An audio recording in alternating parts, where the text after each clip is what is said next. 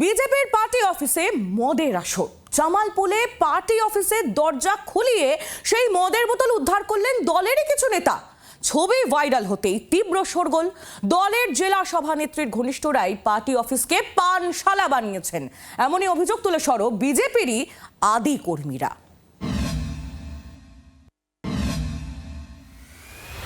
শ্যামাপ্রসাদ মুখোপাধ্যায় নামাঙ্কিত পূর্ব বর্ধমানের জামালপুর বিধানসভার বিজেপির পার্টি অফিস।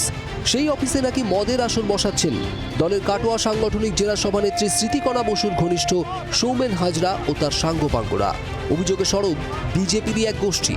শুধু অভিযোগ তোলাই নয়, রীতিমতো পার্টি অফিসের দরজা খুলিয়ে মদের বোতল উদ্ধার করা হলো।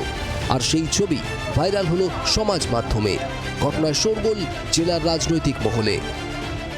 এবং দেখি সৌমেন হাজরা এবং তার সাংগঠনিক কিছু লোকজনকে নিয়ে এবং আমাদের পার্টি অফিসের নিচেই একটিখানি যেখানে আমাদের বসার কিছু জায়গা আছে এবং রান্নার জায়গা আছে, সেখানে দেখি মদের আসর বসিয়েছে এবং মদের আসর বসিয়েছে সে হাতে হাতে আমরা ধরি।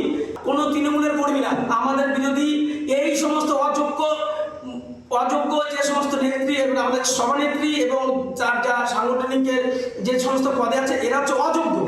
এদের জন্যই আজকে আমাদের কর্মীদের মার খেতে হবে। বিজেপির এই কর্মীদের দাবি, পার্টি অফিসের ভিতরে মদ্যপ অবস্থায় ছিলেন বিজেপির কাটোয়া সাংগঠনিক জেলা সাধারণ সম্পাদক সৌমেন হাজরা, জামালপুরের ৩ নম্বর মণ্ডল সভাপতি অসীম শীল, ১ নম্বর মণ্ডলের সাধারণ সম্পাদক প্রদীপ বাগ, ৩ নম্বর মণ্ডলের সাধারণ সম্পাদক সমীরণ দাস সহ আরও বেশ কয়েকজন স্মৃতিকণা বসুর অনুগামী। ঘটনায় তীব্র কটাক্ষ করেছে তৃণমূল। জামালপুরে বিজেপির অফিসে বিজেপির লোকরাই রাশি রাশি মদের বোতল বার করেছে। তারা নিজেরাই নিজেদের নেতাদের বিজেপি অফিসকে মদের আখড়া বানানোর জন্য মারধর করেছে। ওরা তো ভোটে জিতবে না, এই টাকা পয়সা ভাগাভাগি করার জন্য নিজেদের মধ্যে গোলমাল করবে, আর বিজেপির অফিসে মদই তো পাওয়া যাবে।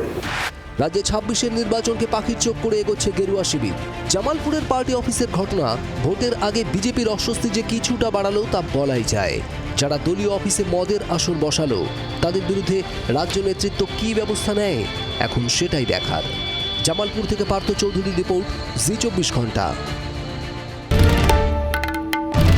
বাংলার আওয়াজ, বাঙালির আবেগ, জি24 ঘন্টা।